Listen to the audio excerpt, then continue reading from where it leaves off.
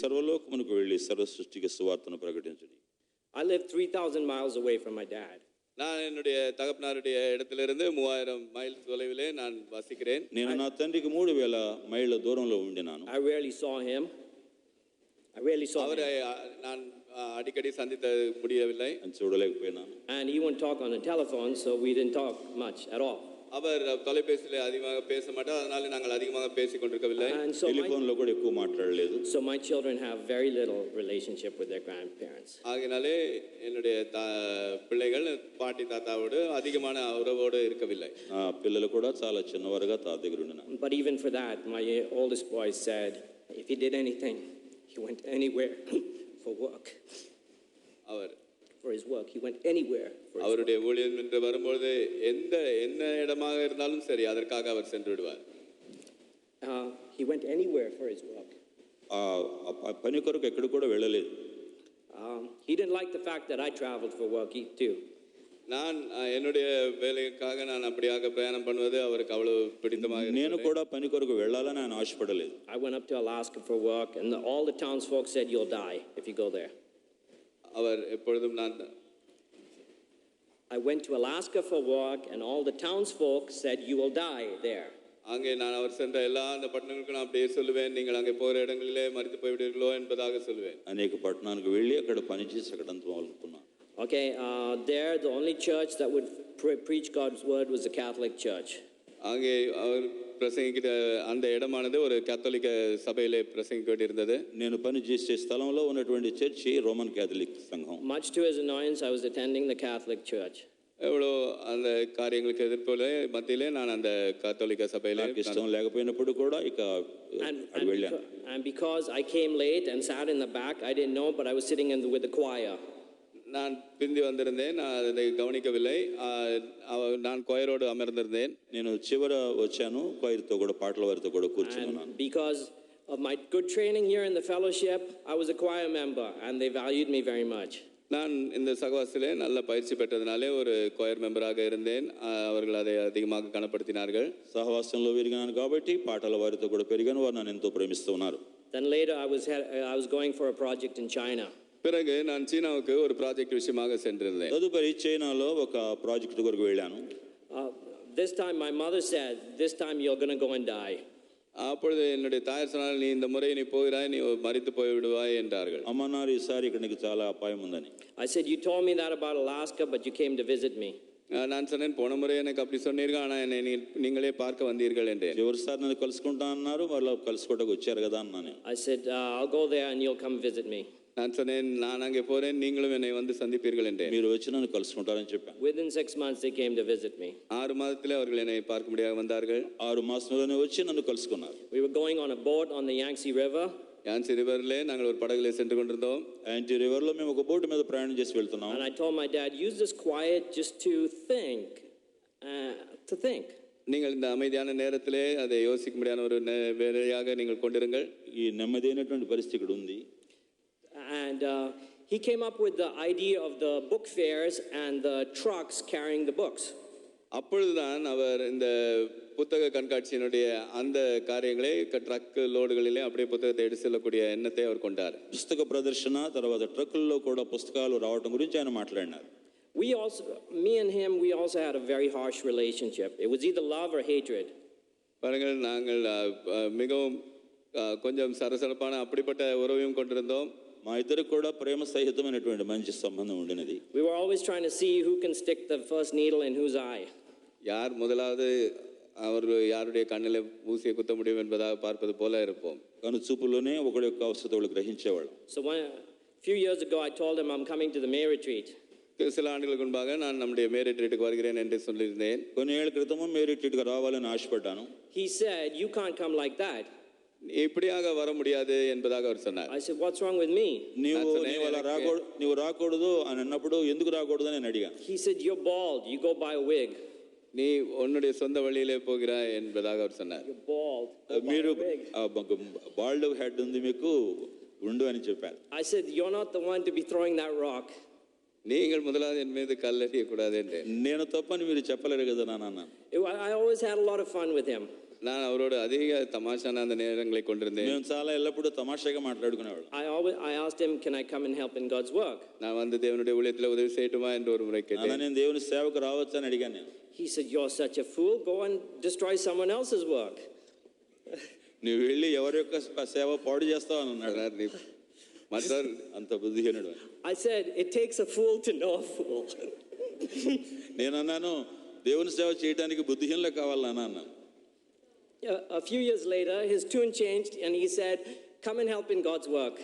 கொஞ்ச நாட்களிலேயே அவருடைய அந்த பேச்சில் மாறி வந்து தேவனுடைய ஊழியத்திலே உதவி செய்ய என்பதாக அழைத்தார். కొన్నేళ్ళైన తర్వాత వచ్చి దేవుని సేవలో సహాయం చేయమన్నారు. I said, I don't see any fools in line to buy a ticket for the Titanic. நான் சொன்னேன் எந்த ஒரு முட்டாளும் இல்லை இந்த ఏ டைட்டானிக் బుద్ధిహీనుడు కూడా ఈ టికెట్ కొని అక్కడ రాడు. We had very good meetings, just me and Dad, in strange places. Once was Frankfurt Airport. I was catching a flight to China. He was coming in for a German retreat.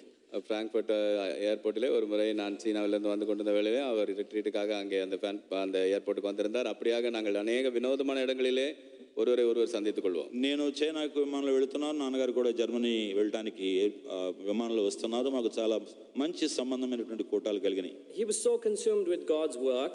அவர் అప్పుడవాగా దేవునుடைய ஊழியத்தை குறித்த కరుతుள்ளவராக இருந்தார். దేవుని సేవ విషయమైన చాలా జాగ్రత్త శ్రద్ధ And he వహించారు. came up with some very funny ideas. அதிக வினோதமான எண்ணங்களோடு அவர் வருவார். వింతైనటువంటి ఆలోచనలు వారిలో ఉండేవి. One time he was preaching. I got married late at 35. நான் பிந்தி 35 வயதிலே நான் திருமணமாக இருக்கிறேன் என்பதாக யோசித்துக் கொண்டிருந்தேன். அவர் இப்படியாக பிரசங்கித்தார். ఆయన 35 ఏళ్ల వయసులో ఆ ప్రాంతంలో వివాహం అయింది. But he wished he could have waited till 50 and he could have done so much more work for God. அவர் சொல்லுகிறார் அந்த 35 வயதுக்கு பதிலாக நான் 50 வயது வரைக்கும் நான் கர்த்தருக்கென்று காத்திருந்திருப்பேன், ஆனால் இன்னும் அதிகமாக ஊழியம் செய்திருப்பேனே. 50 ఏళ్లకు వివాహం చేసుకున్నట్లయితే ఇంకా ఎక్కువగా దేవుని సేవ చేయొచ్చు. And after that message I turned to him and said, Dad, you must be a genius. நான் அந்த செய்திக்கு பிறகு நான் யோசித்தேன், அப்பா மிகப்பெரிய ஒரு ஞானி தான் என்று. నాన్నగారు చాలా మేధావి అని నేను అప్పుడు తలంచాను. Why wait for 50? You might as well wait till 70. ஏன் 50 వయதுக்கு కాத்திருக்க வேண்டும்? 70 వయது వరకు కాத்திருக்கலாம். 50 ఏళ్ల వరకు కనిపెట్టింది, 70 ఏళ్ల వరకు కూడా కనిపెట్టదు అనుకున్నాను. Well, a few years down the road, he's troubling me at the late 20s to get married. ஆனால் கொஞ்ச நாட்களிலே அந்த 20 வயதில் போது என்னை அவர் திருமணம் செய்து கொள்ளும்படியாக அவர் சொன்னார். 30 ఏళ్ళు సమీపిస్తుండగా నేను వివాహం చేసుకోవాలని నన్ను ఆయన తొందర చేశాను. So I reminded him of his message. ஆகினாலே அவருடைய அந்த செய்தியை நான் அவருக்கு நினைப்பூட்டினேன். ఆయన ఇచ్చిన వర్తమానాన్ని ఆయనకి జ్ఞాపకం చేశాను. But then I finally got married. பிறகு நான் கடைசி திருமணம் செய்து கொண்டேன். వివాహం అయింది. Then they won't stop with that. Then they started troubling for a baby. அதற்கு பிறகு அது குழந்தை பெற்றெடுக்கக்கூடிய காரியத்தை குறித்து பேசினார். తదుపరి బిడ్డ పుట్టవలసిన సమస్య వచ్చింది. In my foolishness I said, I don't want children. என்னுடைய மதியினத்திலே நான் எனக்கு பிள்ளையை வேண்டாம் என்பதாக சொன்னேன். నాకు పిల్లలు అవసరం లేదన్నాను. So on the way to Guyana they stopped at my house on the east coast. So my father called me and I knew he wanted to shout at me for my irresponsible behavior. என்னுடைய பொறுப்பற்ற தன்மைக்காக அப்பா என்னை கடிந்து கொள்ள போகிறார் என்பதை நான் அறிந்து கொண்டேன். அவர் தொலைபேசியில் என்னை அழைத்த போது நாங்கள் கயானாவுக்கு அவர் ஊழியத்துக்காக செல்லும் பொழுது ఈస్ట్ కోస్ట్ పగదిలే என்னை சந்திக்கும்படியாக வந்திருந்தார். గయానా తూర్పు ప్రాంతంలో ఆయన ప్రయాణం వెళ్తున్నప్పుడు నన్ను పిలిచి నన్ను గద్దించాలని అనుకున్నా నా బుద్ధి అంత విషయమే. And instead of telling him we are expecting our first child, I told him you need to find something to do. நான் எங்களுடைய முதல் குழந்தையை எதிர்பார்த்து கொண்டிருக்கிறோம் என்று சொல்வதற்கு பதிலாக நீங்கள் வேற ஒரு காரியங்களை செய்யும்படியாக நீங்கள் பார்க்க வேண்டும் என்பதாக சொன்னேன். మొదట బిడ్డ పుట్టబోతున్నానని చెప్పకుండా మీకు పని ఉన్నది నాయన గారని చెప్పాను. So they made 2 trips to visit us to see the baby, but the baby had not arrived. 2 முறை அவர்கள் எங்களை சந்திக்கும்படியாக வந்தார்கள். அப்பொழுது அந்த குழந்தை பிறக்கவில்லை. அந்த வேளையிலே మమ్మల్ని చూడడానికి 2 సార్లు వచ్చారు కానీ అప్పుడు ఇంకా ప్రసవించలేదు. On the second trip, they're coming late at night, so I left the door open and I took a doll and I put it in the crib. நான் அந்த 2வது முறை அவர்கள் வந்தபோது அவர்கள் இரவு கடந்து வந்ததினாலே நான் கதவை திறந்து வைத்து அந்த நாயை அந்த పగదిలే வைத்திருந்தேன். రెండవసారి వచ్చినప్పుడు నేను రాత్రి చాలాసేపు అయింది, తలుపు తీసి ఒక తొట్టిలో ఒక చిన్న బాబును డాల్ను పెట్టాను, బొమ్మను పెట్టాను. And in the darkness, I was sleeping in the next bedroom. I could hear my mother say, "Brother Joe, come and see the baby." நான் அந்த இருட்டிலே பக்கத்தறையில் இருந்தேன். அந்த பொம்மையை நான் அந்த படுக்கையில் வைத்திருந்ததை பார்த்துவிட்டு, அம்மா సరోజో அவர்களே வந்து குழந்தையை பாருங்கள் என்பதாக சொன்னார்கள். నేను చీకట్లో ఉన్నాను, మా అమ్మగారు అన్నారు, జో వచ్చి బాబును చూడండి అని మా నాన్నగారితో చెప్పారు. And my dad came in there and he was staring at it for a few minutes and he said, Lily, what are you talking? அப்பா உள்ளே வந்து கொஞ்ச நேரத்தில் சொன்னார்கள், லில்லி என்ன நீங்கள் பேசிக் கொண்டிருக்கிறீர்கள் என்றார். నాన్నగారు వచ్చి చూసి అంత గమనించి లిల్లీ గారు ఏం మాట్లాడుతున్నావు అన్నారు. He said, look at what this fool went and did. ఈ బుద్ధిహీనుడు ఏం చేశాడో చూడండి. என்ன செய்திருக்கார்கள் பாருங்கள் என்றார். When he had his heart attack in 89, 89ஆம் ஆண்டில் அவருடைய மாரடைப்பை அவர் கண்டபோது we were full of the joy of the Lord. நாங்கள் தேவனுடைய சந்தோஷத்தினால ప్రభు యొక్క సంతోషంతో మేము నిండి ఉన్నాం. For some reason we were calm, we knew we wouldn't lose him. நாங்கள் ஏதோ ஒரு காரணத்தின் நிமித்தமாக நாங்கள் மிகவும் அமைதலாக இருந்தோம். நிச்சயமாக அவரை நாங்கள் இழக்க கொடுக்க மாட்டோம் என்பதாக உறுதியாக இருந்தோம். ఏ విధముగా కూడా దూరంగా ఉండలేకపోయినాం. We actually told him in the hospital, Dad, lay straight and close your eyes for a picture. நாங்கள் அவரிடத்தில் ஆஸ்பத்திரியில் எப்படியாக சொன்னோம், நல்லா நேராக படுத்துக்கொண்டு உங்களுடைய கண்களை மூடிக்கொள்ளுங்கள், நாங்கள் ஒரு படம் எடுத்துக்கொள்ளட்டும் என்பதாக. హాస్పిటల్లో నాన్నగారు మీరు తిన్నగా పడుకొని కాళ్ళు తెరిచి ఉంచండి, మేము ఫోటో తీసుకుంటాం అని చెప్పి. And he called me aside when no one was there. அவர் யாரும் இல்லாத போது என்னை மெதுவாக பக்கத்திலே ఎవరు அழைத்தார். లేనప్పుడు ఆయన పిలిచారు. And he said, tomorrow is my flight to the German retreat. அவர் சொன்னார், நாளைக்கு எனக்கு ஜெர்மன் ரிட்ரீட்டுக்கு போவதற்கான அந்த விமானத்தினுடைய காரியம் இருக்கிறது. జర్మనీ రిట్రీట్ వెళ్ళడానికి నేను విమానం ఎక్కాలి కదా రేపు. So don't tell anyone, just pack my bags and keep it in the car. ஆகையினால யார் இடத்திலும் சொல்லாமல் என்னுடைய பேக்கை நீ ஆயத்தம் பண்ணி காரில் வைத்து விடு என்றார். ఎవరికి చెప్పొద్దు, బ్యాగ్లో నా యొక్క వస్తువులన్నీ కూడా ఉంచి అక్కడ ప్రక్కన పెట్టమన్నారు. Of course, he asked me, first question, did you bring my bags? முதல் கேள்வி அவர் என்னிடத்தை கேட்டார். பிறகு பையை எடுத்துக்கொண்டு வந்துட்டாயா? But he wasn't ready for travel. அவர் பிரயாணம் பண்ண ஆயத்தமாக இருந்தார். అయితే ఆయన ప్రయాణించడానికి సిద్ధంగా లేదు. 2 years ago in San Diego, I was driving him to the airport and he was struggling to breathe. 2 ஆண்டுகளுக்கு முன்பாக சாண்டியாகோவிலே ஏர்போர்ட்டுக்கு நான் ஓட்டி சென்றிருந்த வேளையிலே அவர் மூச்சு திணறி அவருக்கு மூச்சு விட கஷ்டப்பட்டு கொண்டிருந்தார். 2 ఏళ్ల క్రితం ఆయన నేను విమానాశ్రయానికి కారులో తీసుకెళ్తుండగా మా ఊపిరి పీల్చడానికి చాలా కష్టపడ్డారు. And I told my mother, I'll drive to the port. We won't go to the airport, we'll go to the port to bury him, to give him a sea burial. நான் சொன்னேன், அங்கே ஏர்போர்ட்டுக்கு நாம் போக வேண்டாம், நேரம் அங்கே துறைமுகத்துக்கு சென்று விடலாம், அங்கே அப்படியே நம் கடலில் அவருக்கு சவடக்கம் செய்து விடலாம் என்று. ఏర్పాటుకు వెళ్ళకముందే ఒకవేళ సీ బరియల్ చేయలేమో అని అన్నాను. She said, go to the hospital. அவர்கள் சொன்னார்கள், ஆஸ்பத்திரிக்கு போகலாம். హాస్పిటల్ వెళ్దాం. If he stops breathing now, we can't do anything. இப்பொழுது அவர் மூச்சை விட முடியாமல் ஆகிவிட்டால் நாம் ஒன்றும் செய்ய முடியாது என்றார்கள். ఇప్పుడు ఊపిరి సరిగా పీల్చకపోతే మనం ఏం చేయలేము అని అన్నారు. So I called brother George, who drives him here. அப்பொழுது நான் இங்கே நமக்கு கார் ஓட்டி செல்லக்கூடிய சகோதரர் ஜார்ஜ் அவர்களை அழைத்தேன். కారు డ్రైవర్ గారు జార్జ్ని పిలిచాను. And I said, you may not be able to drive him much longer. இன்னும் அநேக நாட்கள் அப்பா இருப்பது அந்த காரியம் இருக்காது என்பதாக அவரிடத்திலே சொன்னேன். నాన్నగారు ఎక్కువ కాలం బ్రతకపోవచ్చు అని చెప్పాను. Over the last 10 years, I've made very few trips here. நான் 10 ஆண்டுகளிலே மிக ஒரு சில முறை தான் இங்கே வந்து போயிருக்கிறேன். 10 ఏళ్ళు ఆయన ఎంత ఇదిగా ఉన్నారు. But over the last 3 months, I've made a trip every month. நான் கடந்த 3 மாதங்களாக ஒவ்வொரு மாதமும் இங்கே வந்து போனேன். గత 3 నెలలు ఆయన చాలా కష్ట స్థితిలో ఉన్నారు. Our harsh relationship went both ways. பாருங்கள், எங்களுடைய இருதயத்தின் உறவானது 2 பக்கமாக செல்லக்கூடியதாகவே இருந்தது. హృదయ సంబంధము 2 విధాలుగా ఉండేది. He would rebuke me sharply and I would do the same. அவர் என்னை கடினமாக கடிந்து கொள்ளுவார். కఠినమైన రీతిగా ఆయన ఒకవైపు గద్దించేవాళ్ళు. I told him, I said, Dad, நான் சொன்னேன், அப்பா, నాన్న అని పిలిచేవాడిని. I don't approve of the company you keep. அன்னையில் கொண்டிருக்கக்கூடிய அந்த உறவின் காரியங்கள் உங்களோடு குறித்து நான் ஏற்றுக்கொள்ள முடியாது. నీవు ఉండే సహవాసము నాకు ఇష్టం లేదా. God prepared me for what's happened. God prepared. జరిగిన దానికి సిద్ధపరిచారు. I explained to my children. என்னுடைய பிள்ளைகளுக்கு நான் அதை விவரித்து சொன்னேன். నా పిల్లలకు చెప్పినాను. You will not keep the company my dad kept. என்னுடைய அப்பா கொண்டது அந்த முறை சகவாசம் நான் கொண்டிருக்க கூடாது. మా నాన్నగారు చెప్పిన మాట ఆ విషయంలో విన్నాను. I found a song called 12 Honest Men. நான் ஒரு பாடலை நான் அவருடைய படுக்கையில் இருக்கும்போது கண்டேன். ఆయన పడక మీద కూడా దేవుని ప్రేమను నేను అర్థం చేసుకున్నాను. Yeah, Jesus couldn't find 12 honest men. ஆண்டவராகிய இயேசு எல்லாவற்றுக்கும் போதுமானவராக இருப்பதை ప్రభువులో గొప్ప కృపను ఆయన పొంది. I told Dad. நான் அப்பாவிடத்தில் சொன்னேன். I said, Jesus couldn't choose 12. You can't choose one. அங்கே ஆண்டவராகிய இயேசு 12 பேரை தெரிந்து கொள்ளும்போது நீங்கள் ஒருவரை சரியாக தெரிந்து கொள்ள முடியாதா? యేసు ప్రభువు సేవ చేయడానికి 12 మంది పిలిచినప్పుడు మీరు ఒక్కళ్ళనే పిలవకూడదన్న. but some of the nurse and some of the others who were with him at his last few days told me he said sorry, and he wept over some of the leaders.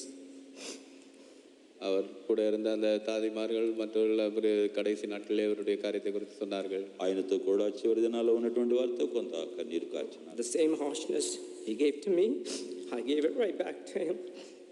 அவர் எனக்கு என்ன கொடுத்திருந்தாரோ அதே காரியத்தை அவருக்கு நான் திரும்பவும் கொடுத்தேன். ఆయన నాకేమి ఇచ్చారో ఆయన తిరిగి నేను ఇవ్వలేను. You can't find someone who will tell the truth anymore.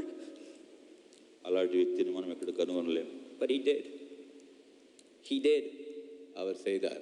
And I told him, I said, Dad, நான் சொன்னேன், அப்பா, నాన్న నేను చెప్పాను, I said, looking at your right hand man, நான் உங்களுடைய வலது பக்கத்திலே இருப்பேன். మీ కుడి భుజం వైపు ఉన్నటువంటి వ్యక్తిని చూడండి. I just don't have any faith in what you're doing. நீங்கள் கொண்டிருக்கக்கூடிய செய்யக்கூடிய காரியங்கள் எதிலையும் நான் நம்பிக்கை வைக்க மாட்டேன் என்றேன். And he understood. அவர் அதை விளங்கிக் கொண்டார். So please pray for me and the family. அதனாலே குடும்பமாக నా కొరకు నా కుటుంబం ஜெபித்துக் கொள்ளுங்கள். నా కుటుంబం కొరకు ప్రార్థించండి. Yeah. I once asked my dad, I said, Dad, when he was visiting me, I said, look, I was teasing him. I said, you've turned this into a Goonda fellowship. நான் அவரை எப்படியாக கேலி சொல்லி பண்ணி கொண்டிருந்தேன். நீங்கள் சகோதரமாக ஆகிவிட்டீர்கள் என்று. సహవాసాన్ని మీరు ఇలా చేస్తున్నాను అనేవాడిని. And my son, hearing this new word Goonda, turned to me and said, Daddy, you are a Goonda. என்னுடைய அந்த வார்த்தையை கேட்டு என்னுடைய மகன் என்னை பார்த்து சொன்னான், அப்பா நீங்கள் ஒரு குண்டா என்று. ఆయన నా వైపు చూచి నువ్వు ఒక రౌడీ అనేవాడు. First I was angry at him and I said, I think I have to get him. நான் முதலாவது அவனிடத்திலே கோபப்பட்டேன். பிறகு அவனுக்கு அதை விளக்க வேண்டும் என்று మొదటిగా ఆ మాటలకు నాకు కోపం వేసింది. And I turned to him and I said, if I'm a Goonda, that makes you a son of a Goonda. நான் சொன்னேன், பிறகு பார், நான் குண்டாவாக இருந்தால் அப்பொழுது உன்னை நான் ஒரு குண்டாவனுடைய மகனாக நான் உருவாக்குகிறேன் என்று. నేను మీ కడుపు నుండి పుట్టినటువంటి వాడిని అని చెప్పాను. For my last go at my dad, I said, why do you keep these guys around? நான் கடைசி பாடத்தில் சொன்னேன், ஏன் இவர்களை கொண்டிருக்கிறீர்கள் ఉంచుకున్నారని చెప్పాను. And I said, I think you want to die like Jesus between two thieves. அவர் அந்த கலர்கள் மத்தியில் ஆண்டவராகிய இயேசுவை போல அவர் மரிக்க விரும்பினாரோ. ఇద్దరు దొంగల మధ్య ప్రభు చనిపోయినట్లుగా మీరు కూడా చనిపోవాలని ఆశిస్తున్నారేమో అన్నాను. Yes, we had a harsh relationship. எங்களுக்கு சில அப்படிப்பட்ட உறவுகள் இருந்தன. ఎంత అలాంటి మంచి హృదయ సంబంధం మాకు ఉంది. But I'll miss that severe rebukes every once in a while, and I'll miss that sense of humor. ఆయన చిరునవ్వు, ఆయన భక్తి వాతావరణాన్ని మనం ఎంతో పోగొట్టుకున్నాం. I can tell you, I helped him in the August retreat in Ohio last year. கடந்த ஆண்டிலே Ohio August ரிட்ரீட்டிலே நான் அவரோடு கூட சேர்ந்து உழைத்தேன். గత రిట్రీట్లో నేను అన్ని రిట్రీట్లకు నేను ఆయనకు సహాయం చేశాను. I followed them again and I went to the Guyana meetings. அதை தொடர்ந்து గయానా కూటంగులக்கும் சென்று அங்கேயும் உழைத்தேன். గయానా మరి ఇతర మీటింగ్లు కూడా నేను వెళ్ళాను. And after that I said, Dad, I can't be traveling around the world every 3 months to come and visit you. அப்பா, நான் உலகமெங்கும் சுற்றி கொண்டு இப்படி ஒவ்வொரு 3 மாதத்துக்கு ஒரு முறை உங்களை சந்தித்துக் கொண்டிருக்க முடியாது என்று சொன்னேன். ప్రపంచమంతా తిరుగుతూ 3 మాసాలకు మిమ్మల్ని చూడడానికి నేను రాలేనని చెప్పాను. This cat seems to have 9 lives. இந்த பூனைக்கு 9 வாழ்க்கை இருக்கிறது போல இருக்கிறதே என்றேன். పిల్లికి చావలేనట్టుగా ఉంది. I told him I would not be at his funeral or his memorial service. நான் சொன்னேன், ஒருவேளை உங்களுடைய మరణத்துக்கோ அல்லது ஞாபகார்த்த கூட்டத்துக்கோ ஒருவேளை நான் ఇల్లాமல் పోగలాం అంటే ఆయన సమాధి కార్యక్రమానికి ఈ యొక్క కృతజ్ఞత కూటానికి ఉండనేమో అనుకున్నాను. But here I am. ஆனால் இப்பொழுது நான் இங்கே இருக்கிறேன். దేవుని కృపలో ఇక్కడ ఉండడానికి ప్రభు సహాయం చేశారు. Thank you. వందనాలు.